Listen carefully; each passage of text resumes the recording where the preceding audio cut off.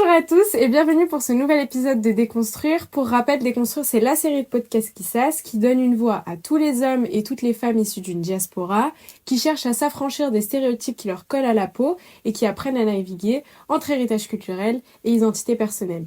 Et comme d'habitude, pour m'accompagner, j'ai à mes côtés Farah, coucou, et Leïla, coucou, toutes les deux journalistes. Et aujourd'hui, on va parler d'un sujet nice qui est la place de la langue maternelle ça, c'est du dans sujet, notre vie. Dans notre vie, finalement. Et je voulais commencer par vous poser une question. Je crois que toi qui vas répondre la vérité, parce que moi j'ai oublié de réfléchir. C'est quoi Non mais c'est bien, parce qu'après on pourra parler d'un petit moment sur un plateau télé sur lequel vous voulez qu'on revienne. Okay. C'est quoi votre mot préféré en arabe? Ah, moi j'en ai un qui me vient en tête, là, tout de suite. C'est le mot marhaba bik, qui veut dire bienvenue. Puis ensuite deux mots, plutôt. Oui, bon. ma phrase. Voilà, ta phrase, par exemple, voilà. Tout ce que je viens de dire. Les 600 caractères voilà, que je viens de drop. Explique-nous maintenant. Marhaba bik, en gros, ça veut dire plusieurs choses. Ça veut dire bienvenue, / fais comme chez toi. Fais comme chez toi. Et c'est un mot auquel j'attache beaucoup d'amour. Notamment parce que il est sorti de la bouche des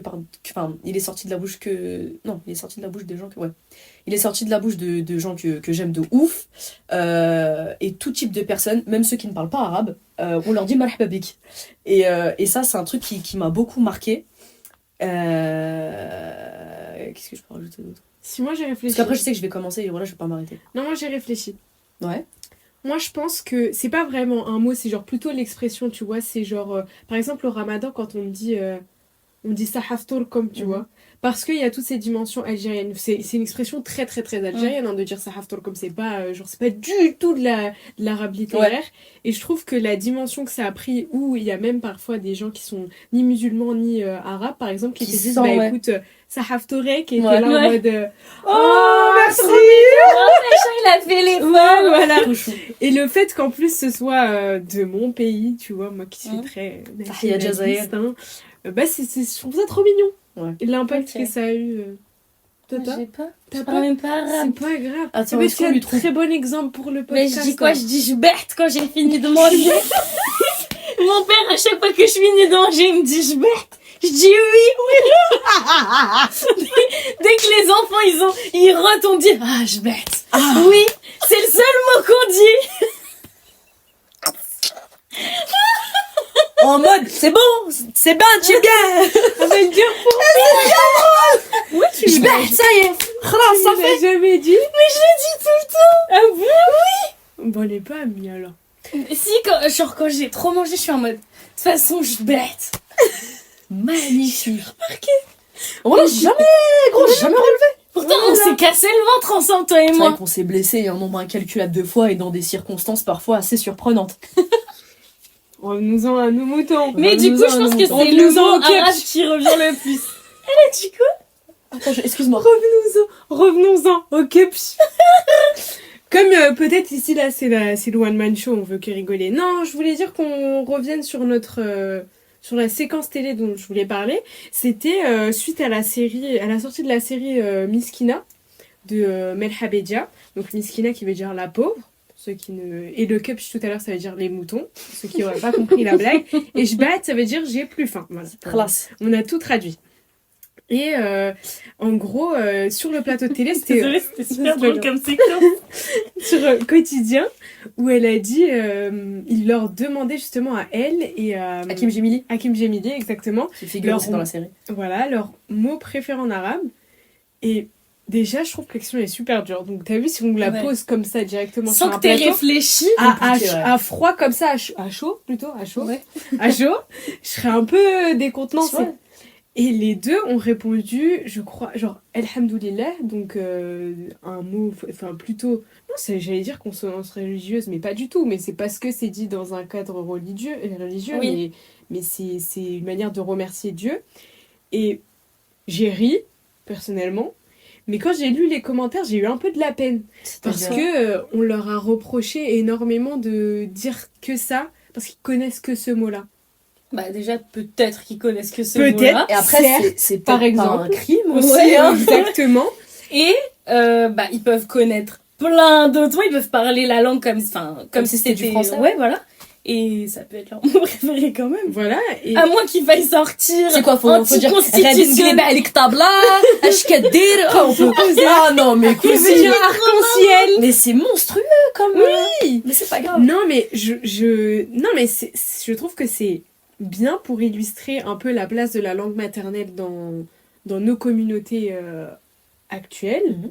Dans le sens où, d'un côté, parce que certains d'entre nous sont nés en France, par exemple, et que leurs parents, ils peuvent être, par exemple, la deuxième génération d'immigrés, ou juste, voilà, et c'est plus trop la langue qui est parlée à la maison, c'est d'un côté hyper compliqué. D'ailleurs, dans le podcast sur le métissage, on en parle justement de la place de la langue en tant qu'enfant métissé, réellement, donc avec plusieurs origines.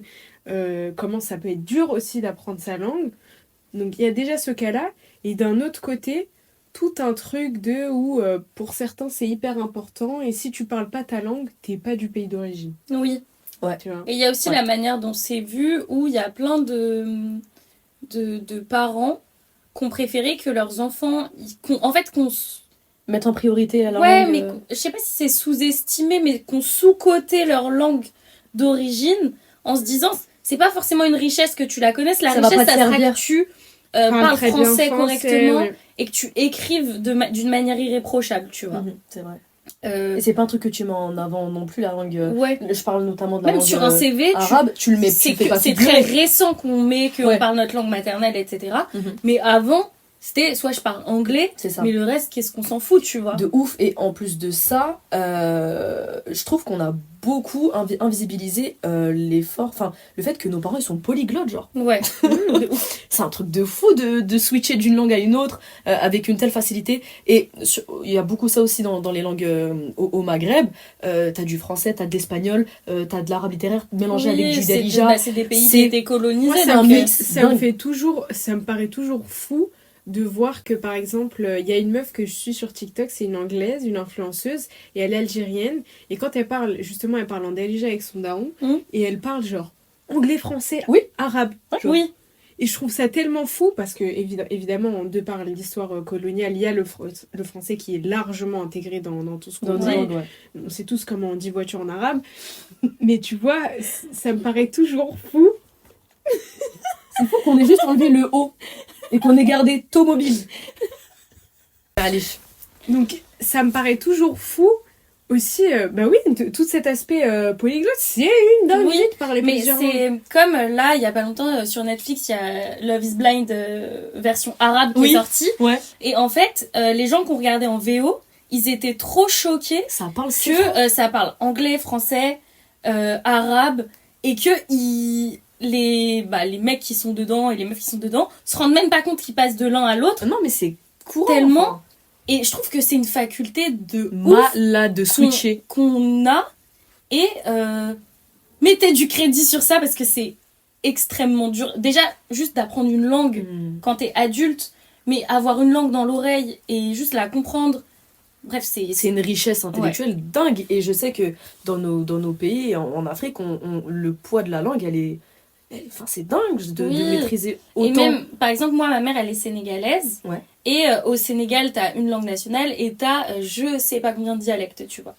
Et ma mère, elle, je crois qu'elle C'est quoi les la langue au Sénégal? C'est le Wolof, la langue. Oui, voilà. Ok, oui. En gros, la langue nationale, c'est le. Ouais. Enfin, ils parlent français à l'école, ils apprennent le français, etc. Mais de moins en moins, tu vois. Et tout le monde parle Wolof. Et après, selon ta famille, selon l'endroit d'où tu viens, t'as différents dialectes et tout. Et ma mère, elle en comprend beaucoup, elle en parle certains et tout. Et ensuite, elle est arrivée en France quand moi j'étais bébé, donc il y a 25 ans à peu près. Et elle est. Qu'est-ce qu'il y a ? Ça m'a fait rire. Et je sais que ma mère, c'est un truc qui la complexe toujours de ah, mais des fois je me trompe, mon. Je dis, mais tu parles 15 langues, c'est normal que tu te trompes. Grave. Et elle me dit, oui, mais des fois pour le français, non. En fait, on attend beaucoup de nos parents de maîtriser parfaitement le français. J'avais fait une vidéo cet été sur ma mère pour un peu retracer l'endroit où elle a grandi, faire une vidéo qui retrace un peu son enfance et la culture dans laquelle elle a grandi parce que je suis trop fière et qu'elle me l'a beaucoup communiqué. Et elle avait honte au début. Elle était vraiment gênée d'avoir un accent. Ben, justement, ça me fait penser, moi par exemple, je travaille dans une pharmacie italienne. Allez pas chercher sur internet, je travaille plus. Je travaille dans une pharmacie italienne et justement la titulaire, elle a un fort accent italien parce qu'elle vient justement d'Italie. Mais la gadji, elle vient d'Italie. Elle a vécu en Chine. C'est-à-dire qu'elle maîtrise aussi le chinois. la langue. Mmh. Et là, elle est en France et elle a une pharmacie, c'est à elle. Djelha. Et les gens lui font tellement de remarques en mode j'ai pas compris, l'accent, j'ai pas compris. Poto, tu parles que le français. Oui. Revenons-en à l'essentiel même Assieds-toi. Du- Prends note. du problème là. C'est toi le problème ici. C'est C'est pas nous. adapte. Et justement, un jour, Plus on de en patience parlait au moins. parce qu'elle disait... on parlait du fait que... Enfin, maintenant, il y a toujours aussi dans le monde de la pharmacie le fait que quand t'es une femme, c'est toi la titulaire, on demande il est où le patron. Mais aussi, elle parlait du fait que justement, il y a ce souci-là par rapport à son accent. Et ma collègue répondait que elle, justement, c'était une fierté pour elle d'avoir un accent. Donc, elle est originaire d'Algérie et elle est venue en France. Parce que ça montre justement qu'elle parle plusieurs langues. Ouais.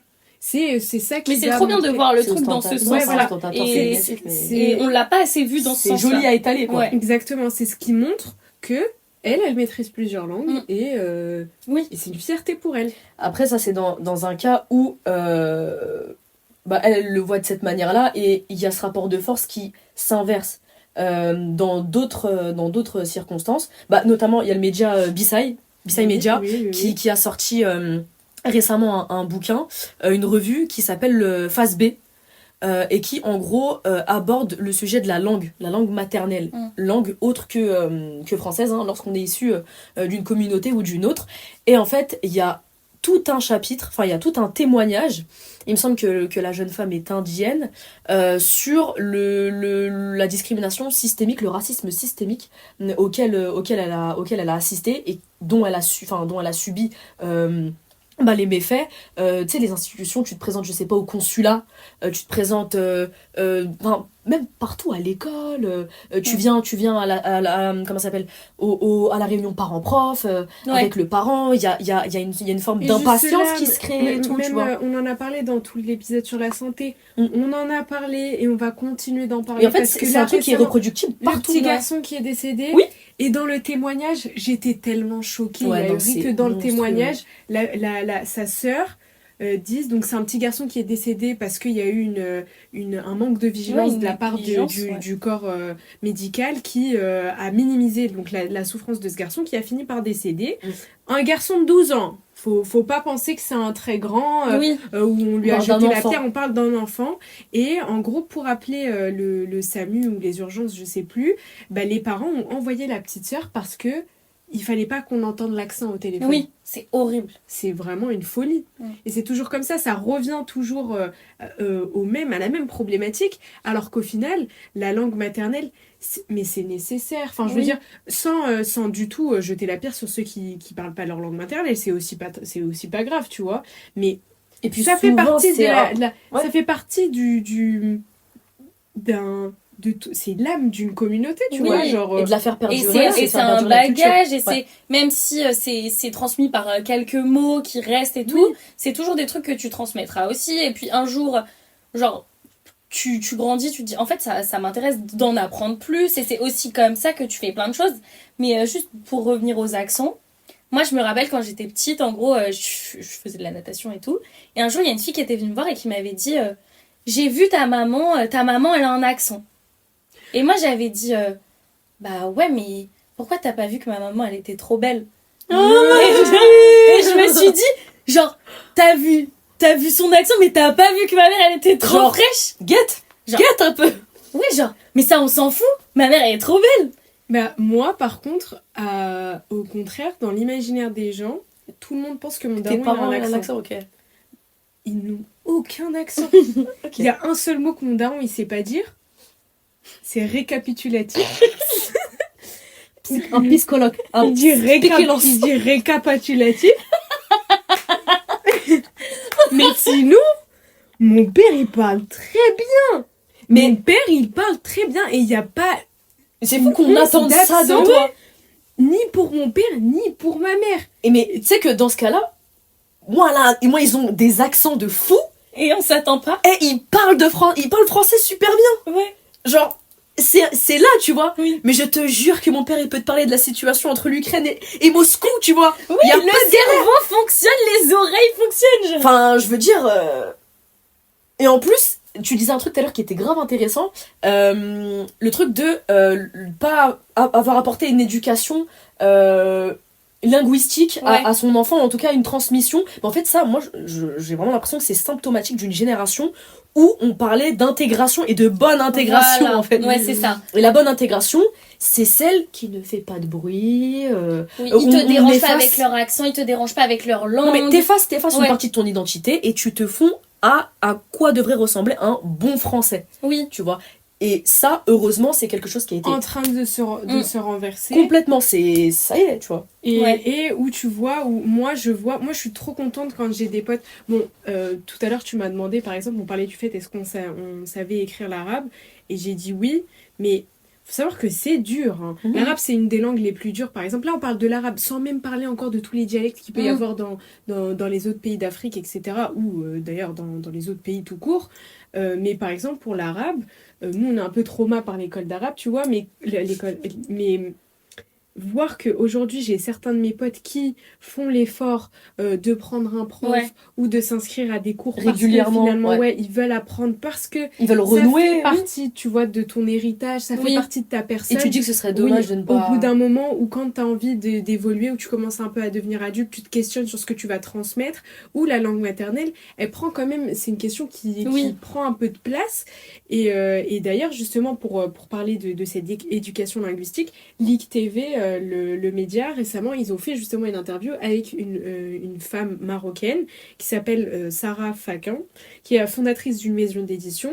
Et sa maison d'édition, elle produit des livres pour enfants en Darija. Ouais. Et ça, je trouve ça trop mignon. Ouais, trop bien. Parce que ça te permet aussi... mais oui, mais les enfants, ils ont une capacité d'apprentissage qui est énorme. Et autant que ça arrive au plus jeune âge. Et moi, c'est un truc que je regrette beaucoup. Tu vois, c'est petite, je maîtrisais mes deux langues. Donc, je suis sénégalaise. Je parlais les dialectes de ma mère. Je les comprenais. L'arabe, pareil, parce que en gros, je vivais proche de chez mes grands-parents qui parlent arabe, etc. Et en fait, en grandissant, bah, tu prends le réflexe de répondre en français. En plus de ça, moi, par exemple, mon père, ses parents lui parlaient arabe, ils répondaient en français. Il y avait quelques mots, etc. Mais vu que eux comprennent le français, eux te parlent en arabe, toi, tu réponds en français, etc. Ma mère, pareil, elle m'a toujours parlé français. Mais faut savoir que ma mère est très connectée avec les gens qui habitent au Sénégal. Et donc, j'entends tout le temps ma mère au téléphone. Et vu que c'est une des premières langues que j'ai entendues, parce que je suis née au Sénégal... du coup je la comprends comme si c'était du français et je me disais même petite, je me disais est-ce que quand je rêve en français ou je rêve genre en wolof ou en diola, etc. Et donc ça j'ai l'impression que c'est ancré dans mon cerveau, je comprends, mais l'arabe c'est ce que j'entends le moins, genre j'entends le moins couramment, et c'est un truc que petit à petit j'ai perdu. Et avant j'étais capable de suivre une conversation entre deux personnes. Et maintenant, je me raccroche juste aux mots que je comprends, tu vois.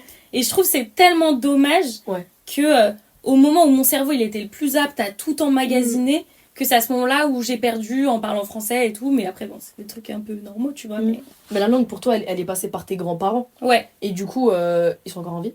Non, plus maintenant. Ouais. Mais, en fait, si ça avait été par mon père... Mais pareil, petit, genre mon père ou mes tantes, ils nous parlaient arabe, on rigolait. Genre, attends, mais pourquoi vous parlez arabe d'un coup là ? Ouais. Tu vois ? Ouais, je te capte. Mais et aussi à côté, il y a le truc de nous, issus de l'immigration, quand on retourne dans le pays d'origine, les gens veulent qu'on parle français pour instruire leurs gosses, tu vois. Genre moi, mes cousins, quand je vais chez mes grands-parents, jusqu'à aujourd'hui, on me demande de leur parler français. Même maintenant, mes petits cousins, ils me disent non, mais tu peux parler français. Mais tu sais, il y a toujours des jeux de ça veut dire quoi en ça ? Vas-y, traduis. Ça veut dire ça répète. Surtout maintenant, je vous jure, j'y suis allée là récemment, en septembre. Bon, maintenant, ils ont grandi, tu vois. Mais ils étaient tous là en mode non, mais t'inquiète, on comprend le français. J'étais là en mode mais c'est bien, vraiment, c'est bien pour toi. Ou je peux parler arabe, je peux venir m'exercer ou pas, tu vois. De ouf. Et c'est quand même dommage aussi, tu vois, que nous, on aille bien que eux, c'est sûr. Mais le fait de pas parler sa langue maternelle et de retourner dans ton pays d'origine, c'est un truc qui... moi, j'ai des copines qui aiment pas rentrer chez elles, entre guillemets, parce que en fait, elles se disent, bah en fait, là-bas, je suis pas totalement française, je suis pas totalement... donc là, c'est genre... là, c'est une Sénégalaise aussi. Je suis pas totalement sénégalaise, donc moi, je peux pas suivre une conversation. Si je parle français comme j'ai l'habitude de parler, bah, on me le reproche un peu, on me le fait ressentir. Donc en fait, je suis pas bien quand je vais là-bas. De toute façon, dans ce truc-là, même si tu parles ta langue d'origine, Ça, je sais pas pour toi, Oui. C'est sur ton c'est... Franchement, je parle couramment d'Alija, je te jure on trompe personne. Non, mais ça, par exemple, moi, je me rappelle, je vais raconter 2 histoires qui font écho à ça. Déjà, moi, j'ai été trauma quand j'ai été petit peu parce qu'on m'a dit que mon accent, il était cassé. Moi aussi, Quand- j'ai détesté, je me suis vexée. Jusqu'à aujourd'hui, je suis encore vexée contre le mec du Hanout. Je suis vraiment... Donne- si tu passes Donne ton par là... rose avec du kiri et Si fin, bonne tu journée. passes par là, vraiment, tu m'as anéanti. Ah, Parce que moi, ma grand-mère, c'est l'époque où tu passais genre 2 mois Oui, au ouais. bled et tout. Quand elle m'envoyait faire des courses, un jour, il m'a dit, mais toi, tu viens d'où? Et ma grand-mère, elle m'a toujours dit, tu dois dire Alger, tu dois pas dire la France, sinon tu te fais arnaquer. Donc, je disais d'Alger. Il m'a dit, ah, ça se voit parce que ton accent, il est cassé. Vraiment, c'est mon cœur qui a été brisé à ce moment-là. Mais bon, c'est pas grave. Et juste deuxième histoire pour faire écho. Oui, il y a le truc de quand... moi, je comprends que quand tu veuilles retourner au bled, tu te sens aussi un peu mal à l'aise. Parce que aussi, ce défaut, si je peux dire ça comme bah, ça te met mal à l'aise, t'es oui, confronté à t'as une... l'impression que tu t'es pas... C'est pas légitime, mais c'est Oui. un peu plus touchy d'y C'est un retourner. manquement, t'as Ouais. l'impression d'avoir... Moi, c'est un manquement. moi qui y retourne de plus en plus, j'ai quand même un petit peu le strack d'y aller, tu vois. Ouais. Je suis un peu stressée quand même. Surtout pour compter l'argent, putain. Ah J'ai tellement peur de... La centaine, les dizaines, les unités, ça va.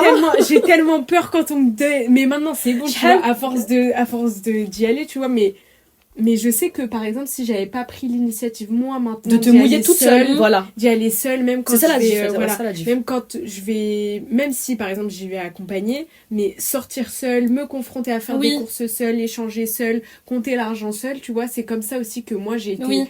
poussée à m'accrocher à ma langue maternelle parce que je peux pas genre juste me reposer sur le fait Sur que... tes parents. Non, oui, sur mes parents. Mais aussi sur le truc de je vais abandonner un peu mon pays parce que je me sens mal à l'aise de parler. Au final, en fait, c'est tellement rien par rapport à tout ton héritage culturel que c'est dommage aussi de s'attarder sur une barrière sur que tu une- peux franchir. Oui. Parce que les gens, Et au au fond, final, tu qui n'est vois, pas vraiment une barrière si tu non, parles avec eux. c'est ça. Ils Les gens vont parler apprécient avec toi l'effort. T'as français. l'accent français. Les gens mais apprécient oui, l'effort. Pour le coup, moi aussi j'avais beaucoup ce truc de ouais mais j'ai un accent de fou, le ra, khas, tu vois. Enchaîner, ok, il y a des mots et tout, mais enchaîner ça peut vite être compliqué et tout. À force de faire, les gens ils t'encouragent, ok, ça Oui. déhack, vas-y on s'en fout, au Et pire. puis maintenant, comme c'est beaucoup moins qu'avant, tu vois, maintenant on est de plus en plus à être immigré. Non, c'est faux, il n'y a pas beaucoup Il y a plus pas d'immigrés.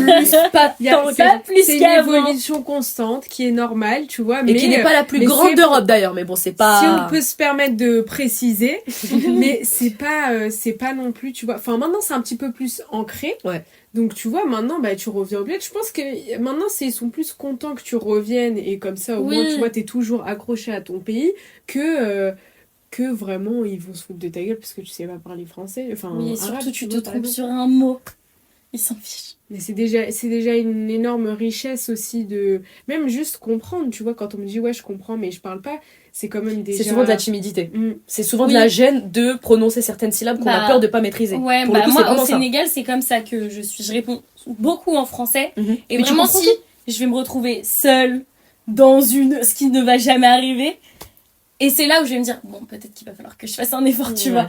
Mais vu que je suis aussi dans mon confort, où je suis entourée déjà de gens qui parlent aussi Ouais. français, ouais, je fais pas l'effort par timidité, par...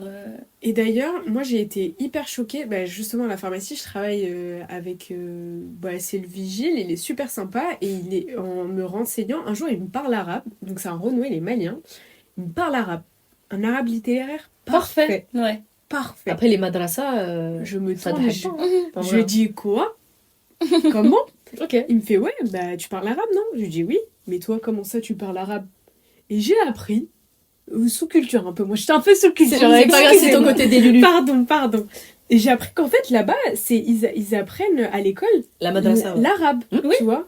Et Ah, l'arabe, le l'arabe littéraire, littéraire. le vrai. Ouais. Le vrai, genre il était parfait. Et il le son maîtrise arabe. parfaitement. Ah oui. Il était même dégoûté que le fait que, d'ailleurs, il a appris le français tout seul, et c'était un très bon français. Sincèrement, Boss. vraiment des efforts admirables. Genre, moi, j'aurais pas fait pareil. Moins bonne qualité, si je peux me permettre.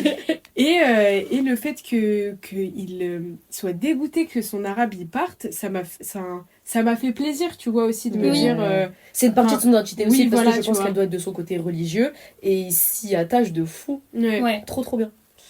Et j'avais noté aussi tout un peu un aspect autour de la musique. Oui. Parce que moi, la musique, ça me permet aussi quand même de me renseigner un peu sur les langues. Par exemple, moi, j'adore l'afro. Ouais.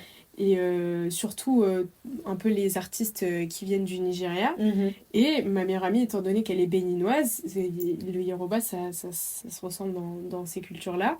Et je sais que comme j'adore ces chansons, je veux comprendre. Oui. Je veux comprendre, c'est-à-dire qu'à chaque fois, je lui demande quand même de m'expliquer, de me dire un peu ce que ça veut dire. Bon, c'est compliqué, tu vois, et encore une fois, maintenant qu'on est adulte, c'est un peu Oui. plus... C'est dur à assimiler en fait Ouais. aujourd'hui. Et je trouve que quand même, la musique, elle permet aussi... Bah, par exemple, un truc tout bête, Renseignement. mais l'anglais, Mhm. moi je pense Ah, que je l'ai oui. appris grâce à la musique Ouais. et Ah aussi oui, grâce c'est la aux culture. 3 films et tout. La culture. Mais pareil, en écoutant, genre, des fois j'écoute des musiques arabes et j'ai l'impression que ça me rentre plus dans l'oreille et qu'après il y a des mots que je reconnais quand on me parle et tout. Et du coup, c'est pour ça que, vu que j'ai pas l'occasion de le parler dans ma vie de tous les jours, j'essaie d'écouter de temps en temps, genre une musique en Wolof, une musique Ouais. même du rap en Wolof, des fois je suis en mode... Ouais, non, mais c'est clair que ça passe par la culture. Et en plus, même dernièrement, on l'a beaucoup remarqué, il y a une mouvance de fou de gens qui mêlent leur culture avec leur Oui. musique d'origine. Ah oui, Et bah après, une mouvance, ça existait notamment avec la Oui. mafia Cafri. Même Mais c'est Booba revenu, tu qui a vois. toujours mis des sons, des petits mots sénégalais De par fou, là, de fou. et du coup qui les a diffusés. On a Danil, enfin Ouais. on a plein d'artistes comme ça qui justement... Même Zamdan, tu vois. Zamdan et tous de rap dans le cas de Zamdan en Darija et marocain, El Grande Toto, etc. Enfin, c'est plein d'artistes qui affirment leur identité, en parlent dans leur musique, et quelque part ça nous fait aussi nous affirmer nous. Oui. Et ça permet aussi de mettre en lumière la richesse de nos langues. Et puis surtout, ouais, tu vois, ça te pousse et après ça rentre dans ton vocabulaire. Même de toute façon, je trouve que si on veut vraiment mesurer à quel point nos langues maternelles font quand même partie de notre vie, bon, rappelle-toi juste les mots que tu disais... quand t'étais petit peu. Oui. En mode, c'était dans ton langage un peu familier. Genre, la dernière fois, je parlais justement toujours avec Sidikat, ma meilleure amie béninoise, et j'ai dit, ouais, ah ouais, il est Jigba. Et j'ai dit la bouche Jigba. Je vous le dis comme ça vous allez comprendre. J'ai dit la bouche Jigba, elle dit non, on ne dit pas comme ça, on dit Jigba bouche. Et je lui ai dit, ah ouais? Elle me fait oui.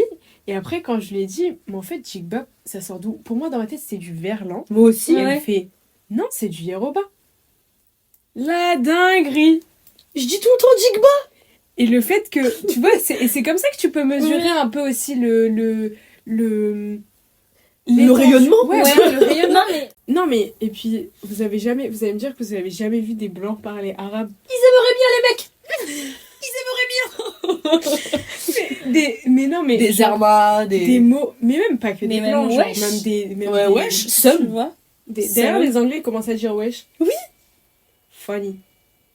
Ça, c'est la mondialisation. Non, mais même pas que des blancs, genre même, je sais pas, des queutures, n'importe quoi, Ouais. qui ont, au bout d'un moment, dans leur langage, des mots arabes, et des fois, et pas juste des mots arabes pour rigoler, Genre Des mots des dans vrais- le des vrais dans le mots langage, du quoi. dictionnaire, Ouais, quoi. ouais, Et non, et oui, c'est ce genre de choses qui montrent aussi la portée un peu de la langue maternelle dans nos relations quotidiennes et de tous les jours.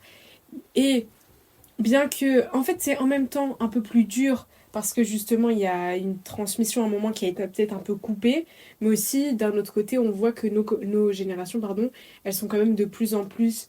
elles ont de plus en plus cette envie-là de transmettre aussi la langue. Et donc, elles font l'effort aussi voilà, de prendre des cours d'arabe alors qu'elles sont... Oui, même sont de adultes transmettre à et leurs tout. enfants, pour les plus vieux que nous, comme tu disais, avec les livres. Même Voilà. sur Spotify, maintenant, ils ont mis des livres audio. Et la dernière fois, j'ai vu, c'était genre des histoires pour enfants, genre des Mm. Disney, tu vois, genre une petite sirène et tout. Et c'était en arabe. Ouais. Donc, trop Et bien. tu vois, c'est ça... Que, oui, de plus en plus d'initiatives pour justement nous aider à garder cet héritage linguistique. Oui. Et cette richesse, en vrai. Ouais. De fou. Oui, ça c'est clair. Et ça fait plaisir, c'est prometteur, on va dire. Et puis voilà. Dites-nous, en tout cas, si vous parlez votre langue maternelle et est-ce que pour vous c'est un frein ou justement quelque chose que vous voulez vraiment garder et sur lequel avec lequel vous faites attention parce que justement c'est votre héritage. Et puis en tout cas, nous on a kiffé filmer ça aujourd'hui. C'est très très drôle pour nous. Oui. Et puis voilà. Donc on espère que cet épisode vous aura plu et comme d'habitude, on se retrouve jeudi prochain. Bisous. Bisous.